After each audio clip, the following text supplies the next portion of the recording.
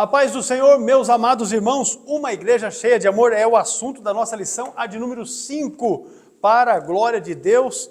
Avançando já para o mês de agosto, a nossa próxima aula, presencialmente, domingo, dia 3 de agosto, com certeza será uma benção. Paz do Senhor, pastor Adovils. Senhor pastor Hércules, aos nossos professores e alunos da maior escola do mundo. Que Deus abençoe a todos, sejam todos bem-vindos para a quinta pré-aula, que com certeza será uma bênção, pois estamos na direção sábia do Espírito Santo de Deus. Maravilha, meus irmãos, olha só que bênção. Você vai fazer download da lição aí que está na descrição desta videoaula. E ali nós temos um apanhado a respeito do texto áudio da lição, que é Atos capítulo 4, versículo 32.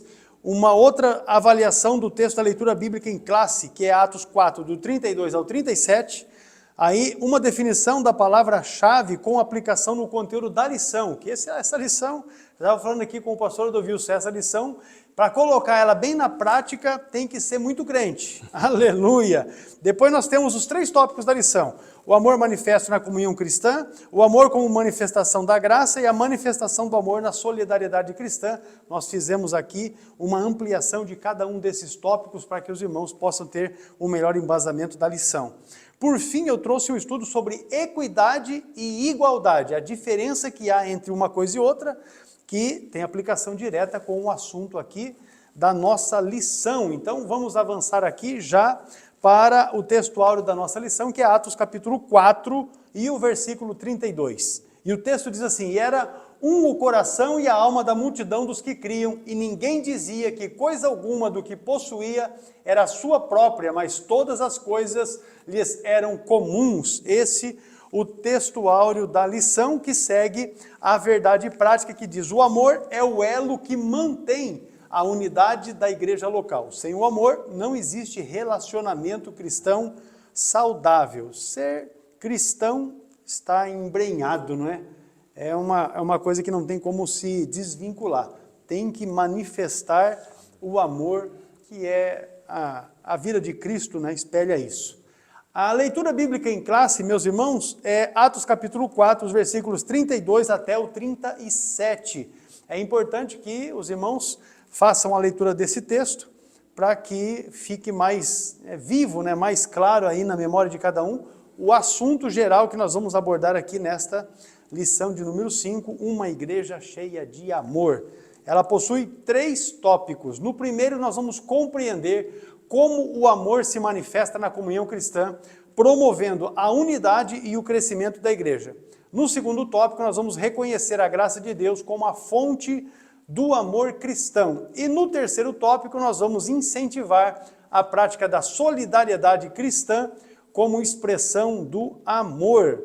Aí você tem os hinos que a CPAD está sugerindo para o devocional, do culto dominical. O hino 247, o hino 400 e o 482. Agora, a palavra-chave, pastor Adovilson, com a definição desta palavra-chave, amor. Muito bem, o conceito de amor na Bíblia vai além do sentimento romântico ou das emoções passageiras que costumamos associar ao termo. Nas Escrituras, o amor é apresentado como uma força transformadora, um compromisso profundo e uma expressão da própria natureza de Deus. Um dos capítulos mais conhecidos é 1 Coríntios capítulo 13, que descreve o amor como paciente, bondoso, sem inveja ou orgulho, sempre buscando o bem do outro. Essa passagem sobre o amor revela que o amor na Bíblia não é apenas um sentimento, mas uma escolha diária de agir com compaixão e respeito. Por outro lado, vivemos em uma sociedade, com relação à questão desta palavra do amor hoje em dia, a sociedade materialista e secularizada, onde o conceito de amor tem sido distorcido ou banalizado. Para muitos, o amor já não existe e as relações humanas estão fundamentadas apenas na troca de interesses ou negociação de benefícios. Em contrapartida, os evangelhos apresentam o Filho de Deus como a expressão máxima do amor, que traz luz à compreensão humana. João 3,16. O verdadeiro amor só pode ser encontrado em Deus, porque diz a Bíblia que Ele é amor. 1 João, capítulo 4, versículo 8. E para esta lição, o versículo bíblico que destaca o amor como elemento unificador da igreja é Colossenses, capítulo 3, versículo 14, que eu trouxe aqui na nova versão transformadora. Nele está escrito: acima de tudo, revistam-se do amor, que une todos nós em perfeita harmonia. E eu trouxe aqui para encerrar, pastor, conselho aos professores: enfatize aos seus alunos que o amor verdadeiro existe e podemos encontrá-lo na presença de Deus. Ele nos convida a viver essa experiência maravilhosa. É isso aí. Está aí definida a palavra-chave amor, para que você já comece a sua aula quente, não é? Na unção de Deus. Aleluia. Vamos introduzir aqui então, meus irmãos, a lição, porque exatamente nesta lição de número 5 nós vamos ver como o amor de Deus se manifesta numa igreja genuinamente cristã. Ele, não é, capacita a igreja a enxergar os mais necessitados e também a buscar os caminhos para que as suas carências sejam atendidas. E aqui nós estamos falando exatamente do amor, é dele. Esse amor, contudo, não é um mero sentimento humano. Em vez disso, ele é a expressão máxima da graça de Deus, que foi derramada abundantemente nos corações daqueles que creem em Jesus. Somente através do amor de Deus é que o cristão aprende a ser solidário e generoso com aqueles que precisam ter as suas necessidades supridas. Está aí, meus amados irmãos, a introdução desta lição, e nós vamos aqui já para o tópico primeiro, o amor manifestado na comunhão cristã. Conforme disse, em cada um desses tópicos nós fizemos uma ampliação do conteúdo que está proposto, né? Inclusive nos subtópicos que estão aqui. Então você faz download e acompanha a aula aí. Sem perca de tempo, vamos avançar aqui com o pastor Adovilson, o crescimento da igreja cristã. E o tópico 1 e o subponto 1. Neste ponto de sua narrativa, Lucas se refere à igreja como a multidão dos que criam. Lá no versículo 32, Atos 4:32 diz assim: e era o coração e a alma da multidão, dos que criam, e ninguém dizia que coisa alguma do que possuía era sua própria, mas todas as coisas lhes eram comuns. Mas o que chama a atenção aqui é essa questão da multidão. Essa expressão pode ser entendida com o sentido de um grande número ou assembleia. E eu trouxe aqui uma colocação com relação a este versículo 32, não é? A multidão dos que criam era um só coração e uma só alma, e que ninguém considerava suas posses como exclusivamente suas. Era o contexto da época, mas tudo era compartilhado entre eles. Isso demonstra um profundo senso de unidade, amor, que é o assunto de hoje, e generosidade entre os primeiros crentes, refletindo o ensino de Jesus sobre a importância de amar o próximo.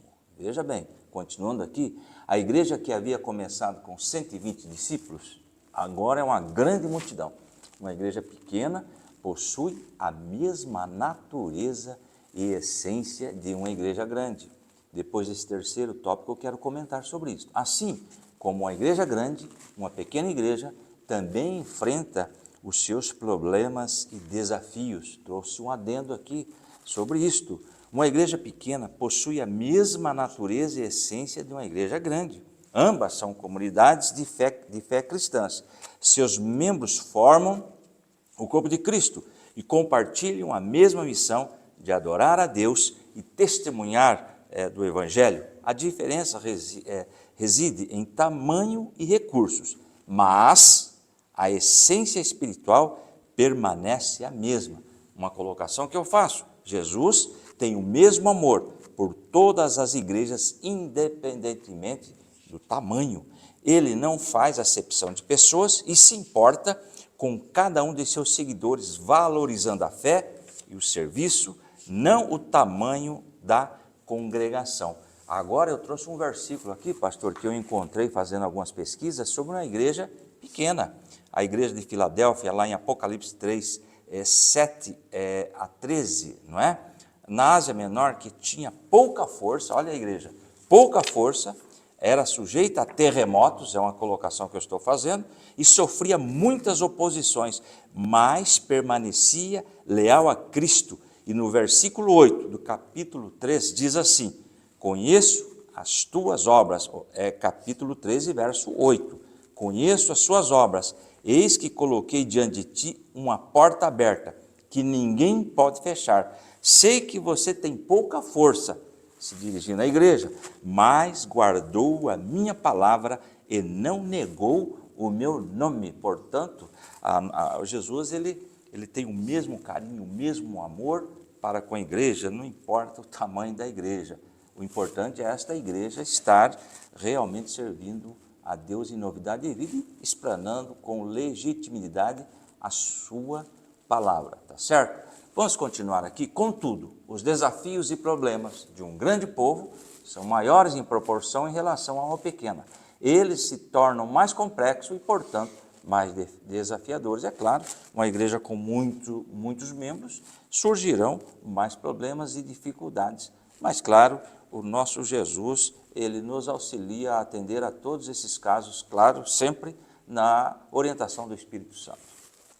Maravilha, meus irmãos. Está aí, então, crescimento da igreja. Agora o subponto 2 fala dos desafios deste crescimento, né? Falamos de complexidade e de comunhão nesse tópico. Assim, nós vamos verificar que a igreja de Jerusalém, ela cresce também em escala geométrica, ela se multiplicava. Você lê Atos capítulo 6, esse texto é o texto que fala da ordenação dos diáconos, né?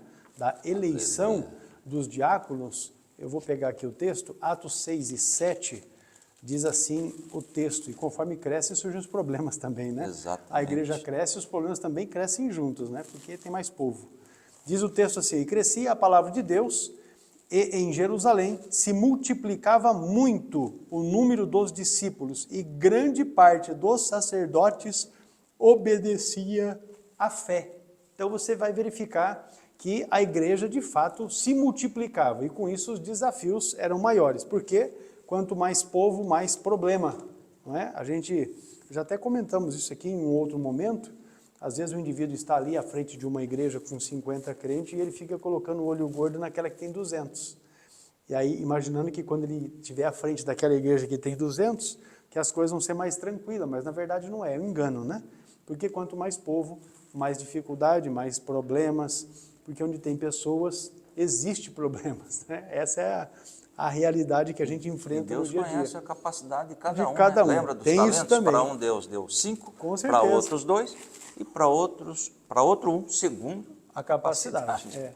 E, inclusive, quando o Jetro também deu orientação para o Moisés, separar aqueles 70 que ajudassem ele nas demandas, também a orientação fosse homens capazes, né? Exatamente. Como esta igreja, como esta, a de Jerusalém, que até pouco tempo não passava de um pequeno número, se comportaria com um novo formato adquirido, ela manteria a unidade em meio a esta complexidade.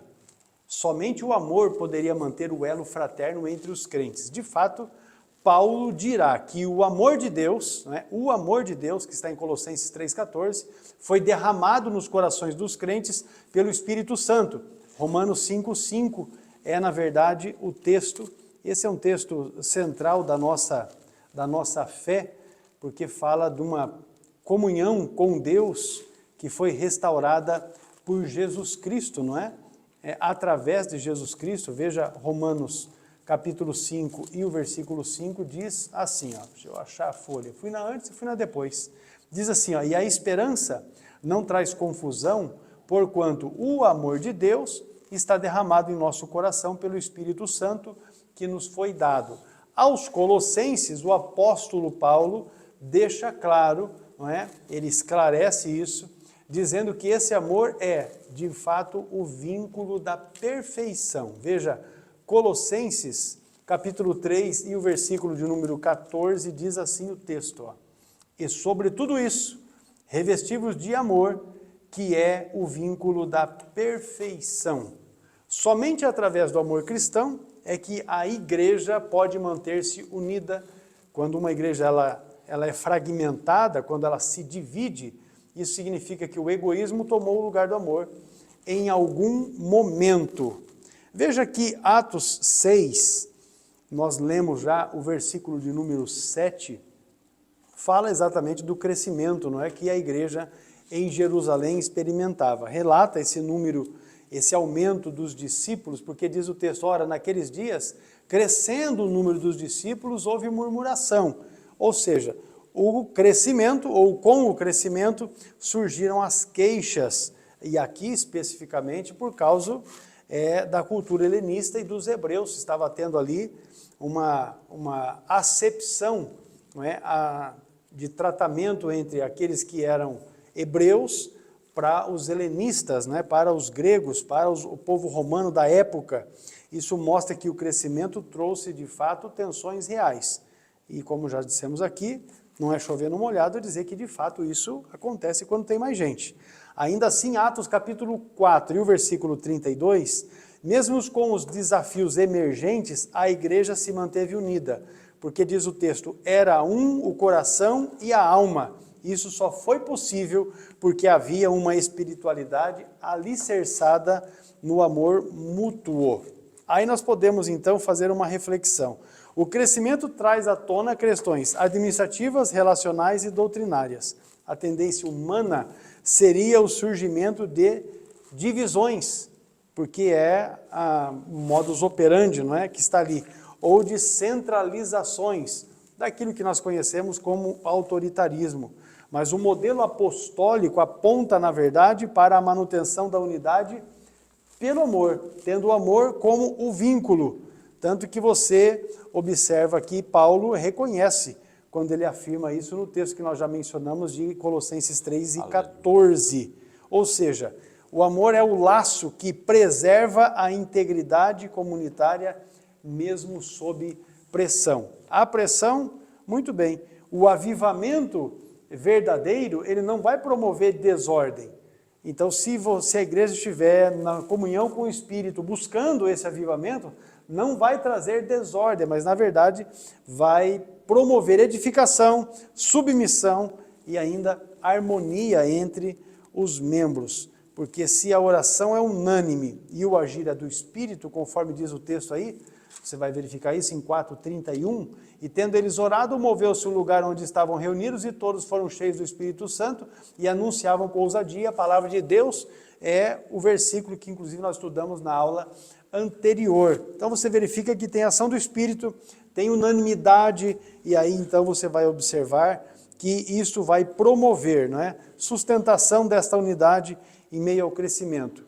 Para finalizar, o Espírito gera não apenas poder, mas também quebrantamento e serviço uns pelos outros. Aleluia. É o que nós vemos aí. A expressão era o coração e a alma mostra a igreja em sua essência, revelando que de fato havia uma união entre a membresia daquela igreja. Então você vai observar que o Espírito Santo capacita poderosamente. Atos 1 e 8, né, quando diz, mas recebereis poder ao descer sobre vós o Espírito Santo e ser-me-eis testemunha, este revestimento de poder sobre a vida dos crentes era exatamente para que pudessem cumprir a missão, para que a tarefa da evangelização pudesse ser realizada. E aí nós já lemos aqui Atos 4:31, mas você veja o 33 e diz assim, 4:33, e os apóstolos davam com grande poder testemunho da ressurreição do Senhor Jesus, e em todos eles haviam abundante graça, porque o 31 diz que anunciavam o evangelho com ousadia. Você vai para Atos 8, versículos 6 e 7, a Bíblia diz, e as multidões unanimemente prestavam atenção ao que Filipe dizia, porque ouviam e viam os sinais que ele fazia, pois os espíritos imundos saíam e muitos que os tinham, clamando em alta voz, e muitos paralíticos e coxos eram curados. Então você vê que a evangelização alcançava pessoas e ela era feita debaixo do poder e da unção de Deus, trazendo inclusive cura para os enfermos. E aí, meu irmão, debaixo dessa atmosfera de unção, de poder de Deus, só pode haver exatamente isso. Unidade, não é? Exatamente isso, unidade. Pois bem, meu pastor. Vamos lá, ainda que essa questão, pastor, desse texto que está aí, essa expressão, era um coração e alma, eu trouxe aqui uma explicação sobre isso. É bom que o professor, ele atente para isso, trazer uma explicação, não é? Atos 4:32, a expressão um só coração e uma só alma, descreve a unidade e comunhão profunda entre os primeiros cristãos em Jerusalém.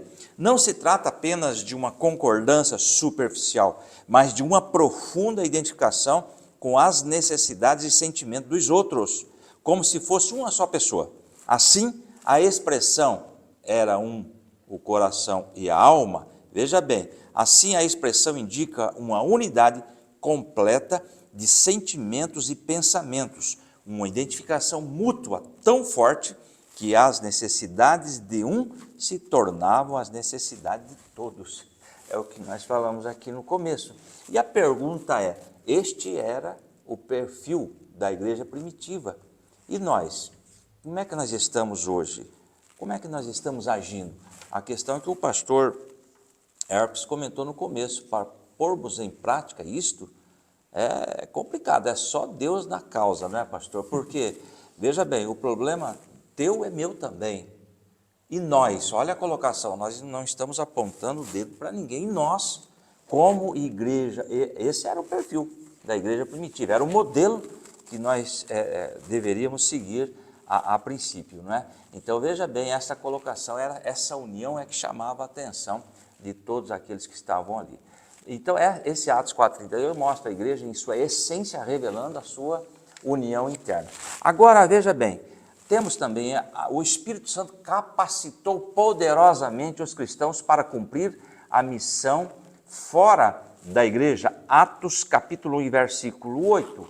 Mas receberão poder quando o Espírito Santo descer sobre vocês, o que aconteceu em Atos capítulo 2, e serão minhas testemunhas. Veja bem, a princípio, para ser testemunha, tem que ter esta experiência. Por isso que nós hoje, que o pastor comentou algumas aulas aí anteriores, que a pessoa deve ser cheia do Espírito Santo para começar a exercer esse ministério, né? o chamado de Deus. Então, veja bem, primeiro receberão poder e depois serão minhas testemunhas, porque para ser testemunha, para ser arrolado como testemunha, deve ter visto e ouvido alguma coisa, ou seja, tido uma experiência, nesse caso, sobrenatural com o próprio Deus através do Espírito Santo. Aí sim, serão minhas testemunhas em Jerusalém, em toda a Judéia e Samaria e até os confins da terra. Fazendo um adendo sobre esse texto também, alguns falam, nós devemos fazer primeiro evangelismo aqui em Jerusalém, depois nós vamos partir aí para a Judéia, depois para Samaria e depois até os confins da terra. Não é isso que está dizendo, ou seja, é simultaneamente fazer a obra de Deus, tanto em Jerusalém quanto na Judéia, também em Samaria e até os confins da terra, ou seja, nós devemos investir nessa questão de evangelização, lembrando que tudo sob a orientação do Espírito Santo, recebendo o poder do alto, tá certo? Temos aí, então, para a tarefa de evangelismo, Atos 4:31 diz assim, depois de orarem, tremeu o lugar em que estavam reunidos, todos ficaram cheios do Espírito Santo e anunciavam corajosamente o quê? A palavra de Deus, a palavra, anunciando o que está escrito neste livro, não é mesmo? Isso aplicando para os dias de hoje, tá bom? Trazendo para hoje, para a nossa realidade, tá certo? E temos aí também o versículo 33, com grande poder os apóstolos continuavam a testemunhar da ressurreição de Jesus, e grandiosa graça estava sobre todos eles, ou seja, anunciavam a palavra e a ressurreição de Jesus, que deve ser o foco da nossa mensagem hoje, centralizada nesses pontos aí. E temos também Atos 8:6. Quando a multidão ouviu Filipe e viu os sinais miraculosos que ele realizava, deu unânime atenção ao que ele dizia. E o versículo 7. os espíritos imundos saíam de muitos, dando gritos, e muitos paralíticos e mancos foram curados. Louvado seja o nome do Senhor. Então está aí o poder de Deus sendo manifesto, sempre através da pregação da palavra de Deus, anunciando Cristo ressuscitado. Aí os milagres vão acontecer com certeza. Muito bem, vamos encerrar aqui. Então, o crescimento da igreja, meus irmãos, ele é acompanhado de desafios e tensões, porém só pode ser sustentado por uma comunhão espiritual que seja genuína, que não seja só de palavras, não é? Porque se for só de palavras, vamos falar a verdade, por um pouco de tempo ainda dá para enganar, mas depois, aí, conforme a turma fala, aí não tem como tampar o sol com a peneira, não é? O Espírito Santo, ele derrama o amor de Deus no coração de cada um dos crentes e com isso promove unidade, ele promove meios para vencer, não é, o egoísmo e também para revelar uma vida interior que é marcada por submissão mútua, porque a analogia que o apóstolo Paulo usa da igreja como um corpo é uma realidade. Cada membro do corpo, ele dá a sua parcela de contribuição para que todo o corpo funcione bem. Não é? Essa é a realidade. E eu acho que essa analogia é uma das mais completas que Paulo usa para poder mostrar a respeito da unidade que a igreja deve exercer. Nesse sentido, meus irmãos, só há um meio de nós deixarmos que isso aconteça, mantermos esse vínculo por meio da ação direta do Espírito Santo nas nossas vidas. Porque se não for o Espírito de Deus agindo em nós, pode ter certeza, as coisas não vão acontecer.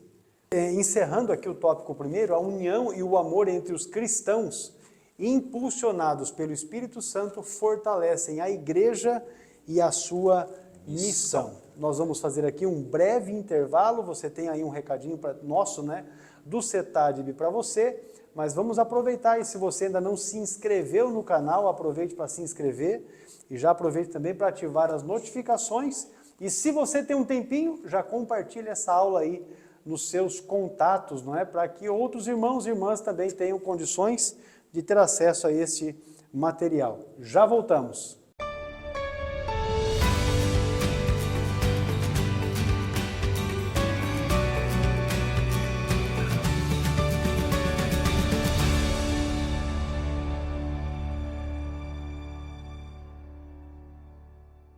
Olá, meus irmãos, a paz do Senhor. Eu quero dizer para você que a verdadeira teologia é aquela que transforma a vida e impacta ministérios. Aí você me pergunta, como eu alcanço isso, pastor? Você precisa estudar teologia através do CETADB, porque nós temos uma proposta teológica que apresenta solidez naquilo que é a verdadeira teologia ortodoxa e também vamos trabalhar com materiais didáticos de qualidade. Não são arquivos em PDF, são livros físicos que os nossos alunos trazem à sua mão para estarem estudando, fazendo as suas anotações e poderem tirar as suas dúvidas através de um material didático de muita qualidade. Isto sim, impacta vidas, transforma vidas e muda ministérios. E você não pode ficar atrás. Dê um passo adiante e venha estudar teologia através do CETADB. Vem conosco para juntos aprendermos a palavra de Deus.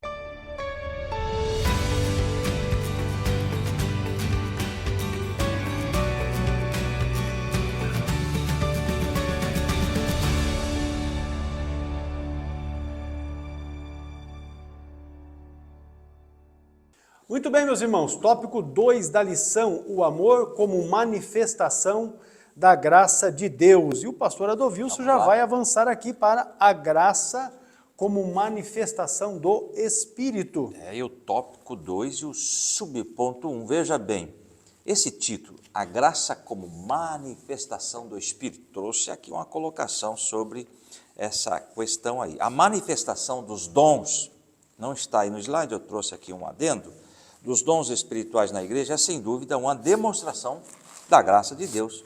A Bíblia ensina que os dons são concedidos pelo Espírito Santo para a edificação do corpo de Cristo e não como resultado de mérito ou habilidade humana. Portanto, os dons se manifestam não é por mérito ou meritocracia de ninguém, porque nós não temos nada a oferecer, tá certo? Agora, veja bem, Paulo em suas cartas enfatiza que a graça de Deus é a fonte de todos os dons. Nós estamos realizando esta pré-aula pela graça de Deus, Com porque certeza, se não fosse. não estaríamos aqui, tá certo? Vamos ler aí o primeiro parágrafo. O melhor ambiente para a manifestação dos dons do Espírito é uma igreja onde o amor de Deus está presente, tá certo? Veja bem o que eu trouxe aqui, no contexto bíblico, não está aí no slide, a ideia de que onde o amor de Deus está presente, há a manifestação dos dons, é um tema recorrente, ok? O amor é visto como o fundamento e a motivação para a manifestação dos dons espirituais, e sem ele, o amor, os dons perdem seu propósito e significado. Marquei aqui, lembrando que o amor é um dom, ele é o dom principal, que dele surgem todos os outros dons. E eu trouxe aqui algo interessante que o professor deve observar, e os alunos, claro, no capítulo 12, capítulo 12 de 1 Coríntios, melhor dizendo, trata dos dons espirituais. Veja bem, e da unidade da igreja. Paulo, ao escrever para os coríntios, enfatiza que a igreja é como um corpo, com diversos membros, que o pastor acaba de falar, e dons, mas todos sob a direção do mesmo Espírito e servindo ao mesmo Senhor. Isso é o capítulo 12, fala de dons. O capítulo 13, pastor, a Bíblia, especialmente em 1 Coríntios 13, destaca que o amor é um dom supremo e essencial, superando todos os outros dons. Sem amor, os dons de profecia, de conhecimento e até mesmo a fé mais poderosa não são considerados vazios, sem valor, sem este amor. E no capítulo 14, veja bem, nós mencionamos o capítulo 12, dons, 13, amor. E o 14, de 1 Coríntios 14, aborda a questão dos dons espirituais, com foco especial na profecia e no falar em línguas, e a forma como esses dons devem ser usados na igreja, priorizando a edificação e a ordem. Então, veja bem, 12, 1 Coríntios 12, dons, 13, amor, e o 14, dons. Então, o 13 é o equilíbrio. Eu me lembro que o pastor Antônio Gilberto, em Curitiba, isso faz muitos anos, na Escola Bíblica de Obreiros, ele comentou sobre isso. Imagine uma galinha, ele falou, a asa direita, a asa esquerda, 1 Coríntios 12 e 1 Coríntios 14. E o corpo é o que traz o equilíbrio. É o que vai dar sustentação para tudo. Exatamente. Então, o amor é a base, o amor é o princípio, tá? Por que temos dons? Porque Deus quer conceder dons à igreja, é por amor. E nós queremos dons para quê? Para que eu quero um dom? Porque eu tenho amor para com aqueles que servem a Deus juntamente comigo. Já pensou que impressionante orar por uma pessoa e ela ser imediatamente curada pelo poder da oração? É uma alegria tremenda que a gente vai sentir. A honra é para Deus, mas a alegria é nossa. Então o dom é baseado no amor. Louvado seja o nome do Senhor. Continuando aqui, Lucas nos informa que os apóstolos davam com grande poder testemunho da ressurreição do Senhor Jesus, lá em Atos 4:33. Com grande poder os apóstolos continuavam a testemunhar da ressurreição do Senhor Jesus e grandiosa graça estava sobre eles. Glória a Deus. Então veja bem que a obra se faz pela graça. Continuando a leitura que nós temos também, o contexto nos mostra que o Espírito Santo, claro, opera em um ambiente que lhe é propício, isto é, onde a igreja está banhada no amor cristão, ou seja, o amor que une a igreja. Muitos podem cair na tentação de achar que o segredo para ter uma igreja imersa no Espírito, isto é, onde os dons espirituais se manifestam com regularidade, tem a ver com cumprir determinadas regras e normas estabelecidas. Regras são importantes e não podemos viver sem elas, mas sem a graça, sem a atuação do Espírito Santo, meus queridos, nada feito. Continuando ainda sobre este assunto, a graça como manifestação do Espírito, está escrito assim: contudo, o Espírito opera no ambiente onde há comunhão entre os irmãos. Olha que coisa, agora nós vamos trazer um comentário que não está aí, depois desse primeiro parágrafo. A divisão na igreja é um problema sério que impede a atuação plena do Espírito Santo. A Bíblia adverte contra a divisão e enfatiza a importância da unidade, pois o Espírito Santo opera onde há harmonia e amor fraternal. A divisão na igreja pode se manifestar de várias formas, como conflitos entre membros, dissensões sobre doutrinas ou liderança, e até mesmo na formação de grupos separados. Esta falta de unidade pode enfraquecer, isso é forte, a igreja, dificultando o seu testemunho e impedindo o crescimento espiritual de seus membros. Olha o problema que vai trazer para uma igreja dividida. Se não houver união, o Espírito Santo não tem liberdade para trabalhar.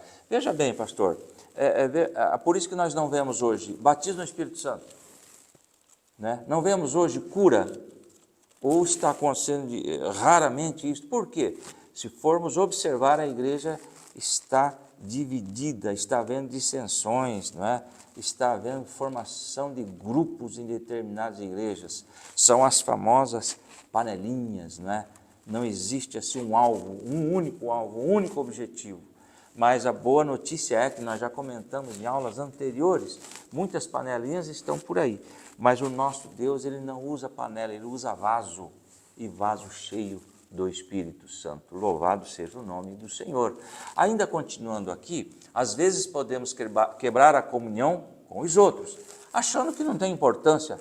Mas Jesus ensina que para ser perdoado por Deus, devemos perdoar sinceramente os nossos irmãos. Mateus 6, vamos ler o 14? Aqui está pedindo só o 15, mas vamos ler o 14 também. Mateus 6, 14.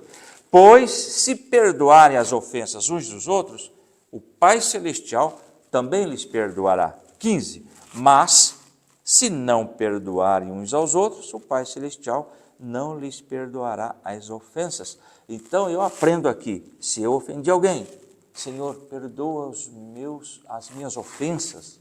Se eu não perdoar, eu não receberei perdão. É um princípio bíblico, tá certo? Então veja bem, ainda temos um texto aqui também, de 18:35 de Mateus, diz assim: assim também lhes fará meu Pai Celestial, se cada um de vocês não perdoar de coração o seu irmão, também o quê? Não será perdoado, tá certo? Qualquer ensino contrário a isso é falso. Qual é o foco aqui? A manifestação do Espírito Santo em uma igreja unida pelo amor de Jesus Cristo. O Espírito Santo não atua em ambientes onde há contenda, divisão e hipocrisia. Veja o que Paulo, eu fui aqui procurando, né, e achei, 1 Coríntios 3, e o versículo 3, Paulo diz assim para os crentes lá de Corinto: porque ainda sois carnais, pois havendo entre vós inveja, contendas e dissensões, não sois porventura carnais e não andais segundo os homens? Porque dizendo um eu sou de Paulo e outro eu de Apolo, porventura não sois carnais? Pois quem é Paulo, quem é Apolo, senão ministros pelos quais crestes, e conforme o que o Senhor deu a cada um? Eu plantei, Apolo regou, mas Deus deu o crescimento. E aí ele diz assim, ó, pelo que nem o que planta é alguma coisa, nem o que rega, mas Deus que dá o crescimento. Meu Aleluia. Deus! Olha só que aplicação que nós temos aí, está no seu material que você vai fazer download. O Espírito Santo não atua nesses ambientes, nós dissemos, de contenda, divisão e hipocrisia. Então, onde é que nós podemos, ou qual é a conclusão que nós podemos tirar disso? É que o Espírito Santo não é ativado por métodos humanos e rituais repetitivos. Porque às vezes alguém fala, tem um jeito que estão fazendo lá em tal parte, em tal país e tal, esse jeito é legal, vamos fazer para cá também. Mas Deus age, meu irmão, segundo o Espírito Santo acha espaço nas vidas, nos corações, não é método. Não, já tivemos aqui um fiasco grande, que foi o G12, que recebeu outros nomes, não é? Depois disso, mas veio para trazer discórdia, intriga, divisão. Muitas igrejas dividiram aqui na nossa cidade, me refiro a Apucarana, tem igrejas que praticamente acabaram depois que foi implantado o G12. Mas lá na Colômbia, lá, tal para lá funcionou. Funcionou porque tinha um outro sistema de culto, uma outra realidade de igreja, e para lá deu certo com restrições, não é? Com restrições porque tinha uma questão financeira forte envolvida nisso. No Brasil não deu certo, virou um problema, não é? Exatamente porque Deus não está agindo atrás de métodos humanos, ele não se encaixa na metodologia que qualquer homem vai criar. Ele tem liberdade de atuação. A presença do Espírito Santo é mais intensamente percebida quando a igreja vive, aleluia, a verdade do amor cristão, onde há pecado, onde há perdão, humildade e reconciliação, ali o Espírito age com liberdade. Eu até deixei o texto separado aqui, que é a 2 Coríntios 3:17, que diz assim, ora, o Senhor é Espírito, e onde está o Espírito do Senhor, aí há liberdade. A liberdade é a liberdade para a atuação do Espírito Santo. Não confunda com liberdade para fazer algazarra dentro da igreja, para ficar pulando, plantando bananeira, para estar vestido com trajes que são até em algum momento obsceno. Não é esse tipo de liberdade porque tem o Espírito, é liberdade para o Espírito agir. As pessoas precisam se comportar com ordem e com decência, não é? Paulo, escrevendo aos Coríntios, normatizou essa questão relacionada ao culto. Vamos aqui para o subtópico 2, a graça como favor imerecido. Imerecido por quê? O que nós merecíamos era, de fato, a condenação. O que nós merecíamos era a condenação. Nós não merecíamos nada, não é, de bom, de tudo isso que Deus nos tem dado, não é? Nada disso nós merecíamos. Nós merecíamos era a condenação. Era juízo eterno. Então a graça nos alcançou e Deus então não nos dá aquilo que nós merecemos. Esse é o favor imerecido que nos dá o Senhor Deus. Há ainda um outro aspecto da graça de Deus que está revelada nesse texto, o texto que faz parte da nossa leitura bíblica em classe, não é? Atos 4:33, o texto diz assim, e os apóstolos davam com grande poder testemunho da ressurreição do Senhor Jesus, e em todos eles havia abundante graça. Isso, meus irmãos, que Lucas está registrando aqui no livro de Atos dos Apóstolos, significa que Deus estava, ou a graça de Deus estava manifestada tanto nos apóstolos como em toda a igreja. Ou seja, a unidade daqueles crentes, aquele grupo, não é? Aquela igreja, no sentido mais amplo da palavra, era toda ela envolta, tomada pela graça de Deus. Então, esse texto, ele não se encontra deslocado ou fora de uma realidade, mas ele está posto aqui exatamente com o propósito de mostrar a razão ou o motivo daquele contagiante ambiente cristão. Então você percebe que havia uma igreja que era dinâmica, que demonstrava o amor para com o seu próximo e na qual o Espírito Santo tinha liberdade, se manifestava de forma abundante. Esta é exatamente a igreja que refletia a graça de Deus. Meu Senhor, a abundante graça, meus irmãos, mostra a presença da graça divina de forma transbordante, agindo não somente através da vida dos apóstolos, mas através de toda a comunidade. A graça, ela não reflete apenas em perdão, não é? A graça não é só isso, mas ela é poder e capacitação espiritual. Veja que aí na sua lição, diz que na Bíblia nós podemos perceber que a graça de Deus gerou entre os crentes, no meio daquele povo, um sentimento de gratidão, porque todos eles foram sem merecimento algum, capacitados por Deus para viverem uma vida abundante. Então você imagina que, vamos colocar assim, desde o mais abastado socialmente falando, até o mais pobre entre aquele grupo, todos eles manifestavam em suas vidas esta mesma graça, porque indistintamente da situação que cada um tinha socialmente, todos foram alcançados por esse poder maravilhoso de Deus. Isso, então, faz com que a igreja se torne um padrão não só de convívio para aquele momento bíblico em Atos, mas também para todas as demais igrejas. Primeiro, as que a sua história estão aqui registradas, não é? Nas folhas do Novo Testamento, mas também para as igrejas que surgiram depois, inclusive a nossa, inclusive nós mesmos, não é?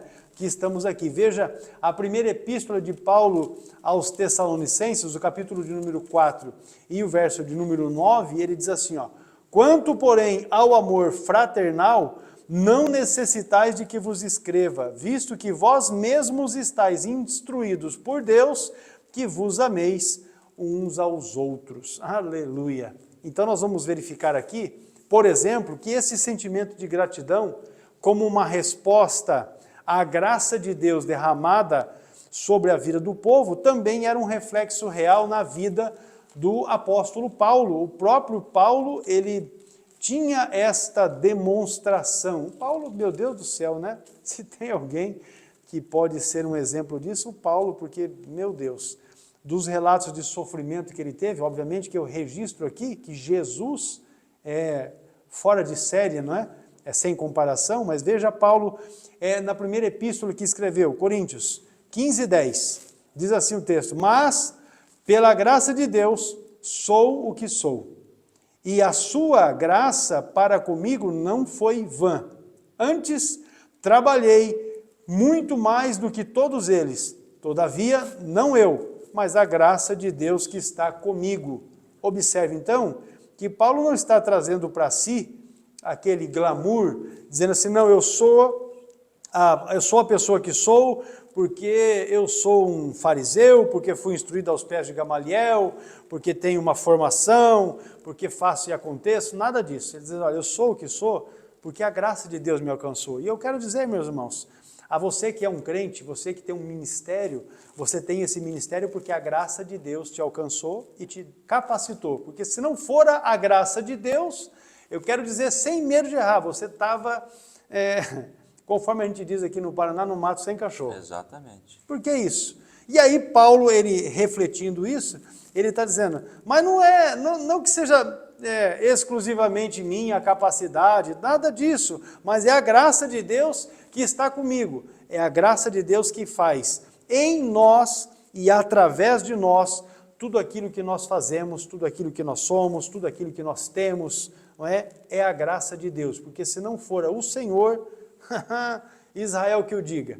Somente a graça gera tamanho sentimento de gratidão. É assim. Pode dizer, pastor, pode falar. Graça.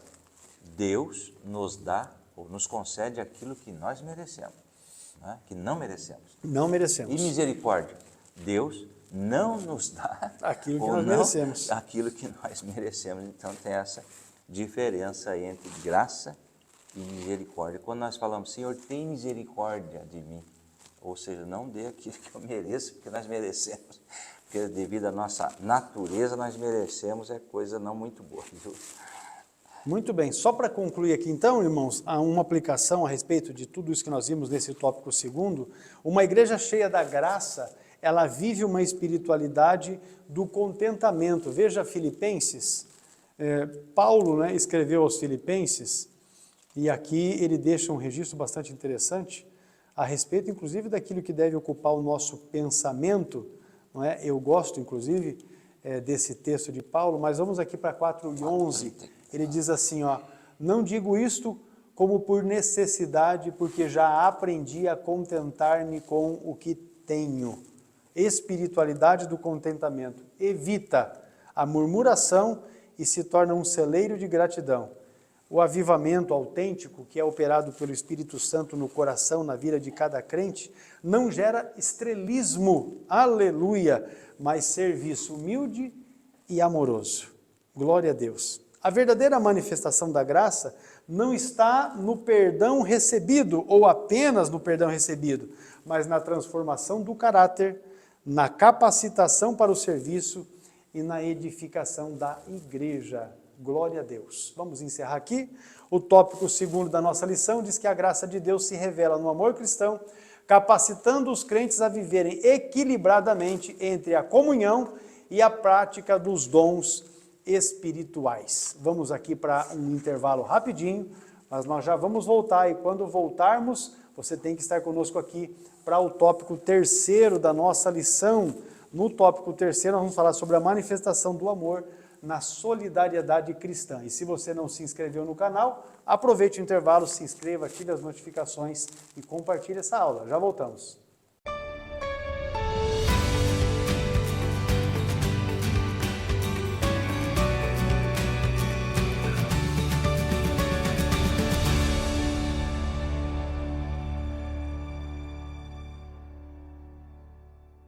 Você já pensou na possibilidade de formar lideranças na sua igreja por intermédio de um ensino bíblico, teológico e pentecostal sólido? Pois bem, o CETADB tem esta solução para você. Contacte agora a nossa Secretaria Administrativa de Núcleos e você terá as mais completas informações de como você pode formar uma turma, um núcleo, uma classe dos nossos cursos de teologia básico, médio, avançado, os cursos para formação e capacitação ministerial e com isso trabalhar lapidando os valores que você tem aí na sua igreja para a formação de líderes que farão um trabalho relevante na obra de Deus. E se você quer alcançar este objetivo, o CETADB deve ser a sua opção. O centro teológico que mais cresce no Brasil está à sua disposição. Nos chame e vamos trabalhar nesse sentido. Vem conosco para juntos aprendermos a palavra de Deus.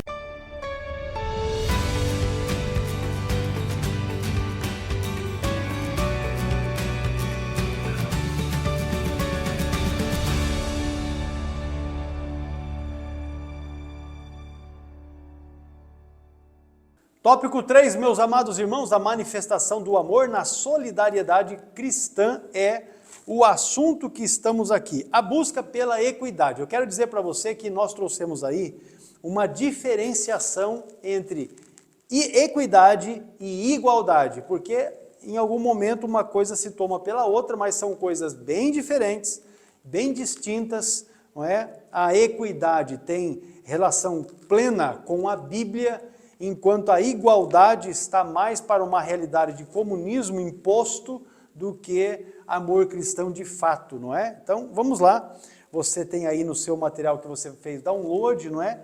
Uma definição tanto de uma quanto de outra, a explicação e a contextualização, inclusive com exemplos bíblicos. Pastor Adilson. Veja bem, o tópico 3, o subponto 1, a busca pela equidade.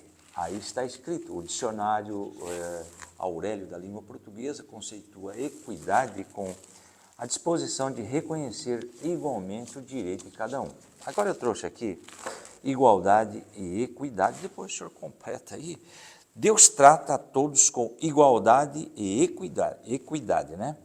A igualdade significa que todos têm o mesmo valor e tratamento perante Deus, enquanto que a equidade reconhece que as pessoas têm necessidades e circunstâncias diferentes e, portanto, podem precisar de tratamentos distintos para alcançar a mesma justiça e bem-estar. Eu trouxe aqui, melhorando esses conceitos, equidade na Bíblia pode ser visto com o cuidado preferencial com os mais vulneráveis, como órfãos, viúvas e estrangeiros, demonstrando que a justiça divina não é cega, mas sensível às necessidades específicas de cada indivíduo.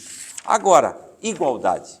Deus é visto como um ser que trata todos os seus seguidores com igualdade, sem distinção de raça, gênero, classe social ou qualquer outra característica humana.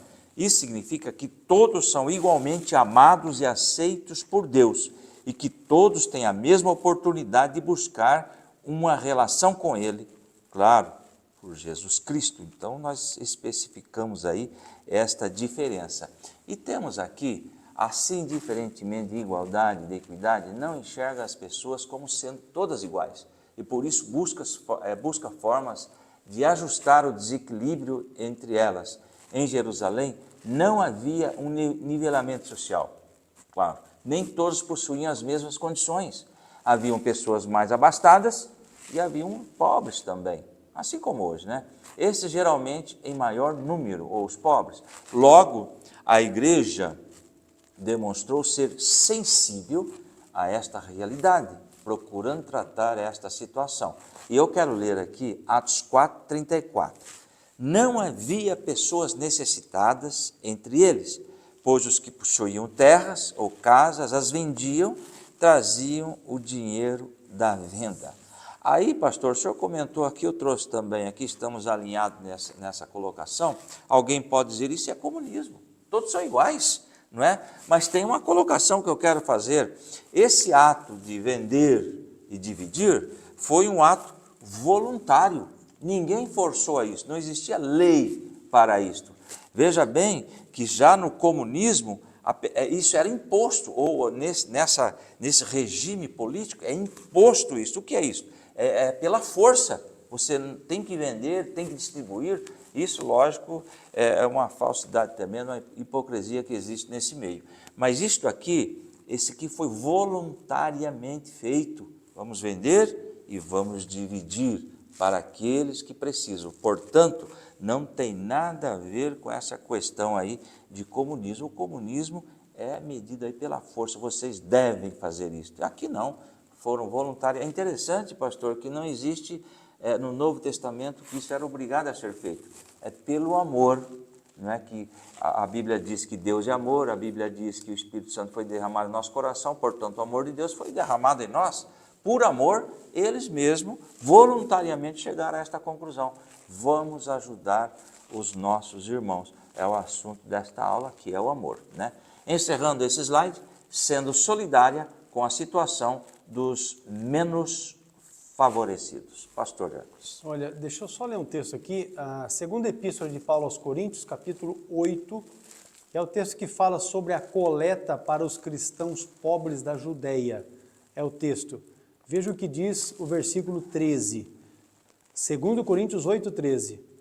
Mas não digo isso para que os outros tenham alívio e vós opressão, mas para igualdade, preste atenção aí, mas para a igualdade, neste tempo presente, a vossa abundância supra a falta dos outros, para que também a sua abundância supra a vossa falta e haja igualdade. Como está escrito, o que muito colheu não teve de mais, e o que pouco não teve de menos. Isso é exatamente o conceito, né, que nós estamos falando aqui a respeito desta manifestação do amor de Deus na solidariedade cristã. A busca pela equidade, suprir de forma deliberada a necessidade dos outros sem imposição. O Espírito Santo não promove indiferença, mas desperta a consciência do corpo.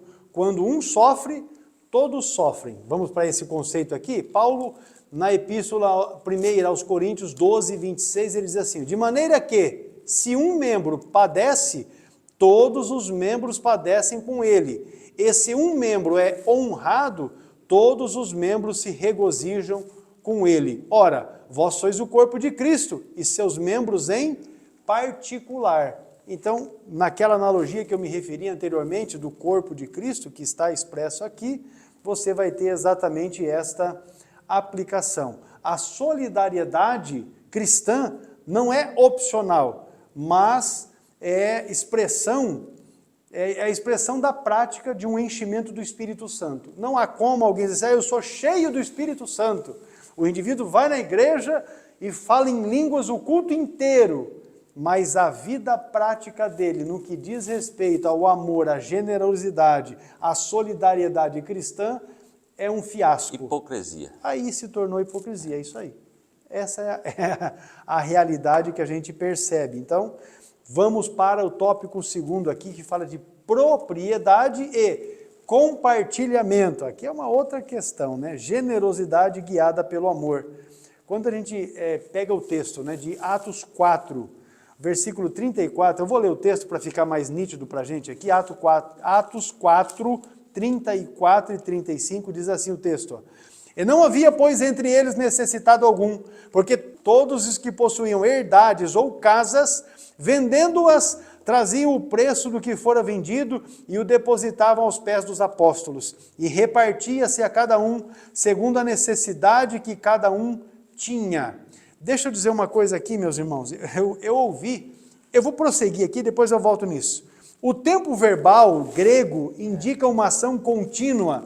Os crentes constantemente estavam atentos às necessidades alheias, porque é o que diz o texto. Não se trata de uma aplicação, ou aqui, conforme a gente está vendo aqui, né, de uma abolição da propriedade privada, mas de um ato de entrega voluntária e sensível, baseado no amor fraternal. Do tipo assim, o apóstolo Pedro não chegou para o pastor e disse, ó, venda a sua casa, traz o dinheiro aqui, porque tem irmãos passando necessidade. De forma alguma. O próprio irmão, não é? Tem um exemplo aqui, o próprio irmão, ele foi e vendeu a propriedade dele de autorrecreação e lançou o dinheiro, o recurso aos pés dos apóstolos. Tem uma outra situação também, que os apóstolos tinham honra, né? Não eram sem vergonhas, bandidos que usam o dinheiro da igreja para a sua finalidade própria, para o seu benefício próprio. Tem uma série de coisas. Depositavam o dinheiro porque sabia que havia uma administração honesta sendo feita ali. E aí havia liberalidade nesse sentido. Então, é uma questão de entrega voluntária e fraternal. Tudo o que o crente possui pertence ao Senhor.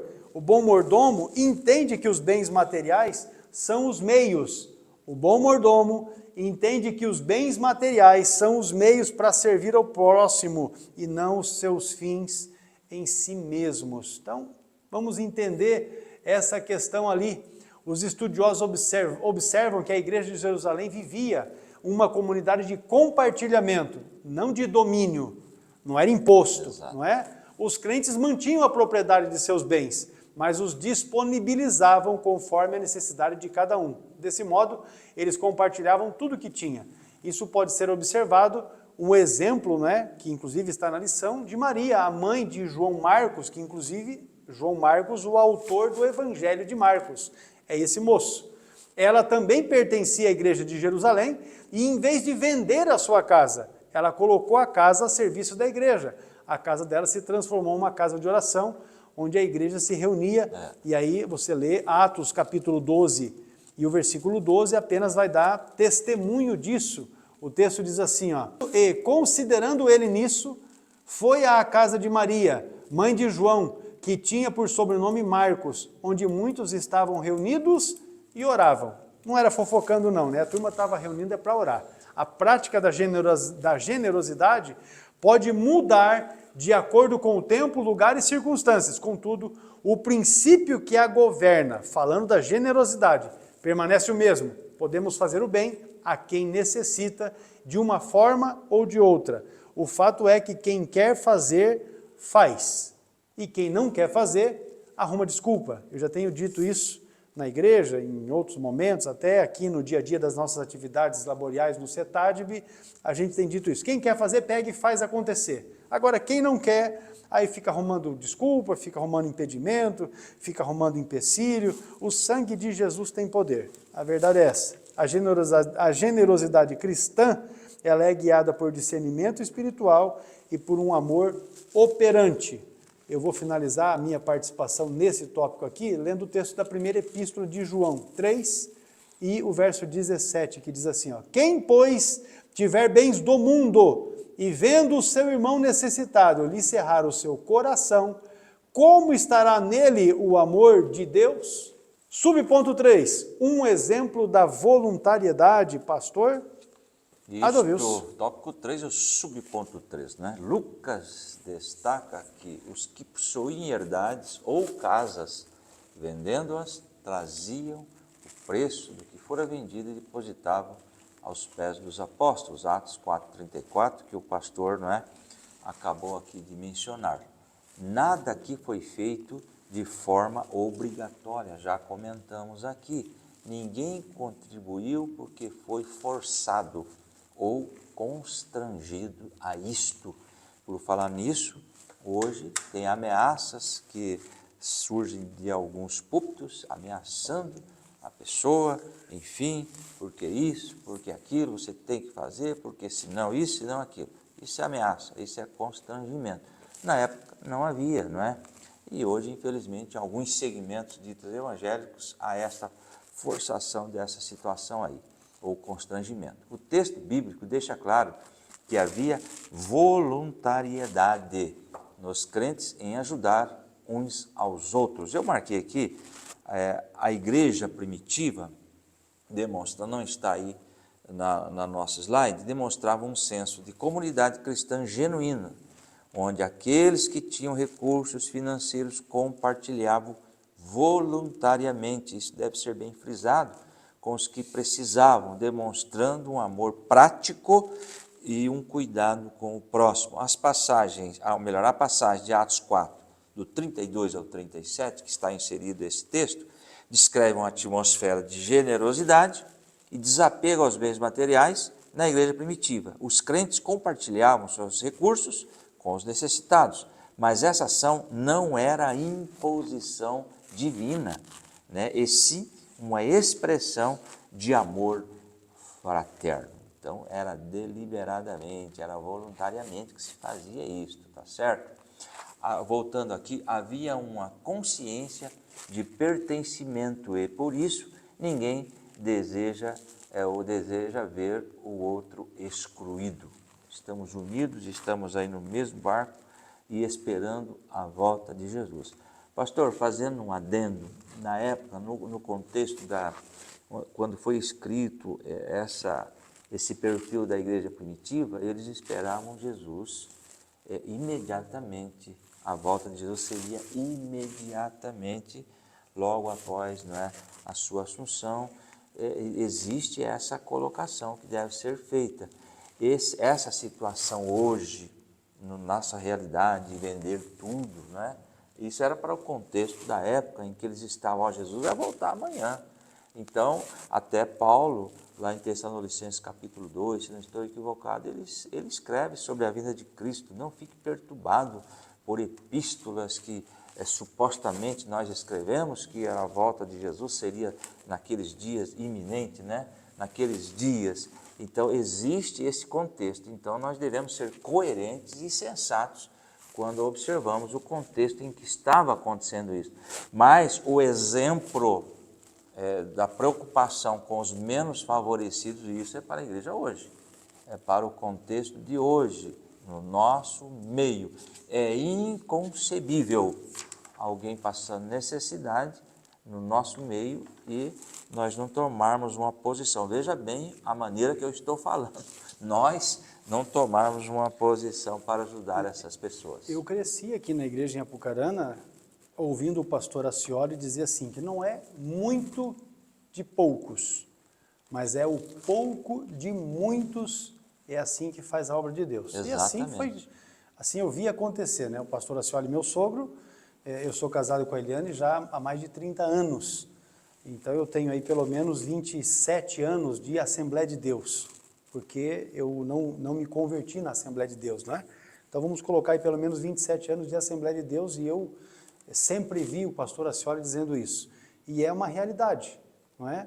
Às vezes para um só fazer tudo é pesado, mas se juntar um grãozinho de arroz de cada um, dá para fazer um arroz carreteiro muito bom. Aleluia, entendeu como é?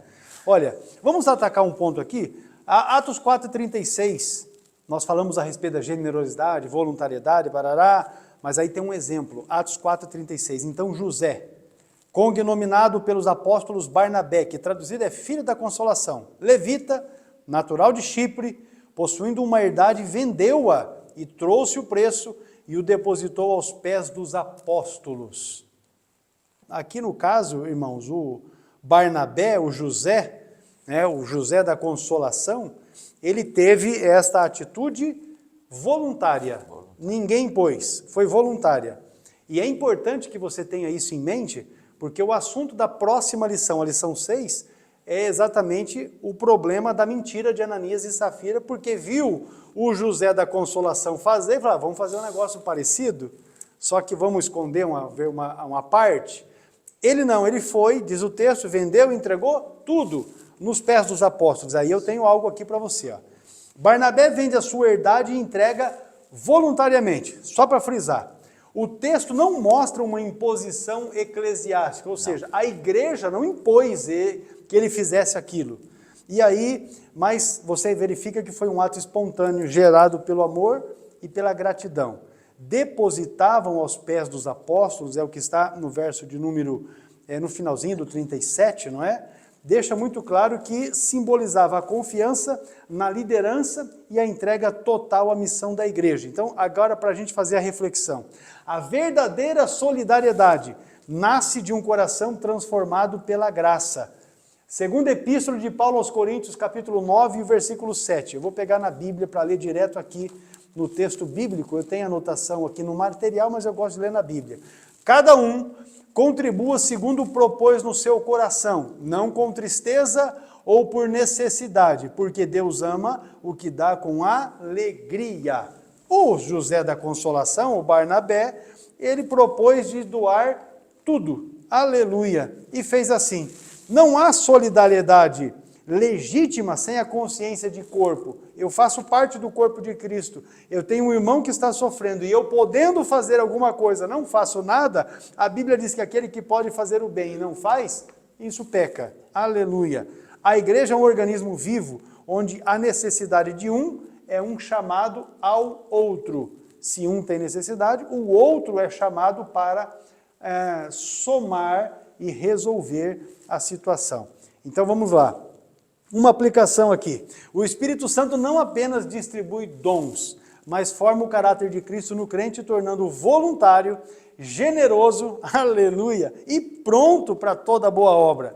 O Barnabé, o José da Consolação aqui, é um exemplo típico do cristão cheio do Espírito, consolador, generoso e sensível às necessidades da comunidade. Aleluia. A manifestação do amor cristão na solidariedade não é apenas uma virtude moral, mas é uma obra do Espírito Santo. A igreja que é cheia do Espírito, ela é também cheia de compaixão, cheia de serviço, cheia de entrega e cheia de generosidade. Ela se recusa a ser indiferente ao sofrimento do outro e entende que compartilhar é um ato de adoração. Encerrando o tópico terceiro aqui, meus irmãos, o amor se expressa na prática da solidariedade, onde os cristãos cuidam dos necessitados e buscam a equidade na comunidade. Agora, deixa eu dizer uma coisa aqui. A gente tem que entender que há pessoas que estão na necessidade porque, na verdade, também não querem se envolver com o trabalho. Há pessoas que estão na nossa comunidade evangélica, no nosso meio evangélico, e vou até dizer, na nossa igreja, que não gosta de trabalhar. Então ele está padecendo porque não quer saber de trabalhar. Tem oportunidade de trabalho, eu já tenho dito isso em vários lugares onde vou. Apucarana é uma cidade que tem trabalho. Para quem quer trabalhar, meu irmão, é só vir. Tem trabalho, tem emprego. Você vai na porta do Cine, são placas de vidro, é cheio de oportunidades de emprego. O problema é que tem crente que quer escolher, escolhe, aí a vaga não se enquadra, porque ele também não é preparado, não é capacitado, aí não aparece a vaga de chefe. Então, aí ele não vai trabalhar porque ele quer ser chefe, quando ele, na verdade, não está capacitado para ser chefe, não está qualificado para ser chefe, não tem treinamento para ser chefe, nunca fez nada na vida para querer ser chefe. E eu estou dizendo aqui de chefe, mas não é isso. Às vezes aqui em Apucarana, o ramo aqui é costura. Meu irmão, se você quiser costurar, quiser trabalhar, ganhar dinheiro fazendo costura, tem.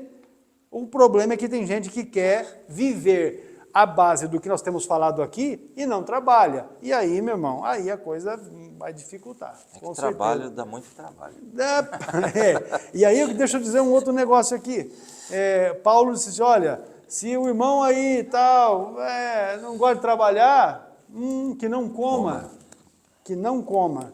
Então, vamos lá.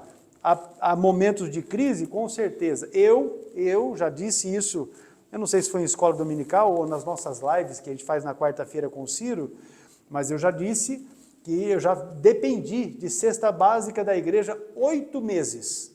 8 meses consecutivos. Porque as portas se fecharam de tal forma que, saindo à venda para vender com o carro, indo para a estrada, visitando as cidades, o comércio nas cidades, para vender, simplesmente não vendia. E aí você vai fazer o quê? Eu dependi de cesta básica da igreja durante 8 meses. Entendeu como é? Então, há necessidades e há necessitados, porém há também uns irmãos que gostam desse negócio.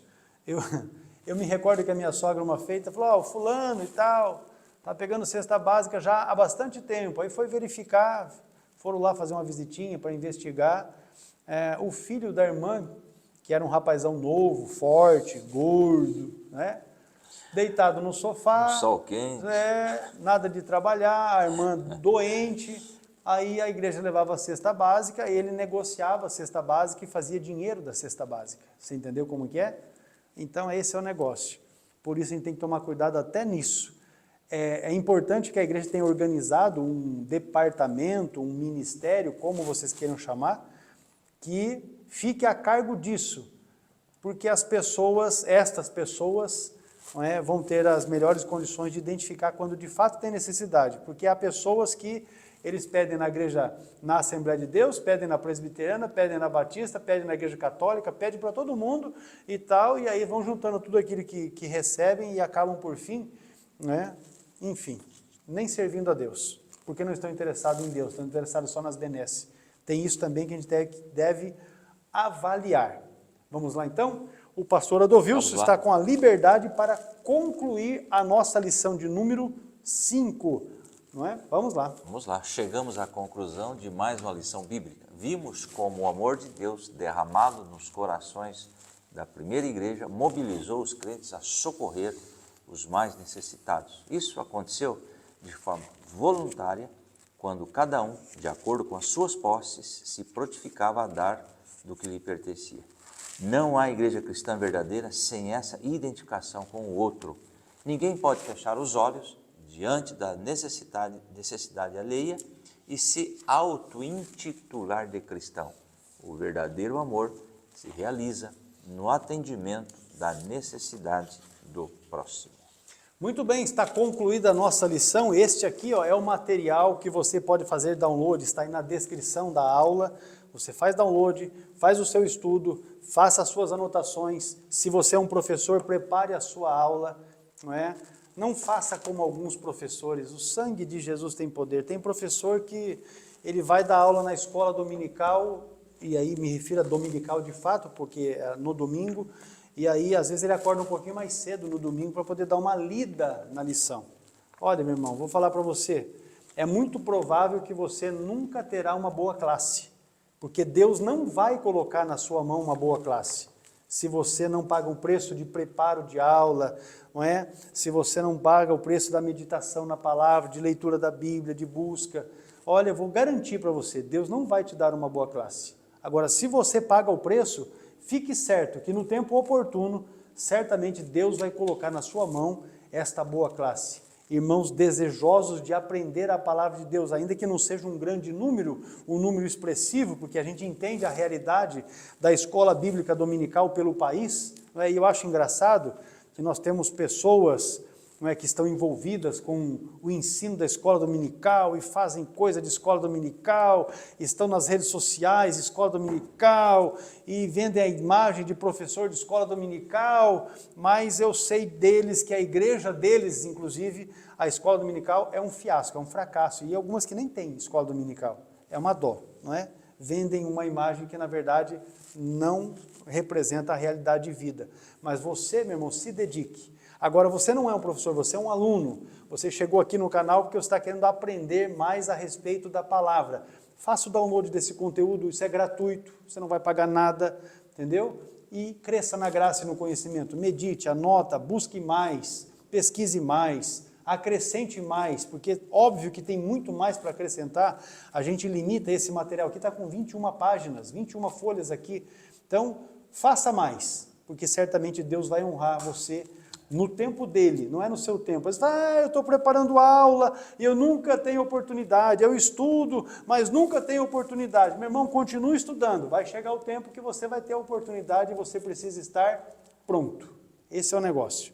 Agora, você que está conosco aqui e quer ter esses slides que nós utilizamos aqui nas nossas aulas, aí na lição ou na vídeo, né, na videoaula está aparecendo o meu WhatsApp. você pode solicitar o WhatsApp gratuitamente.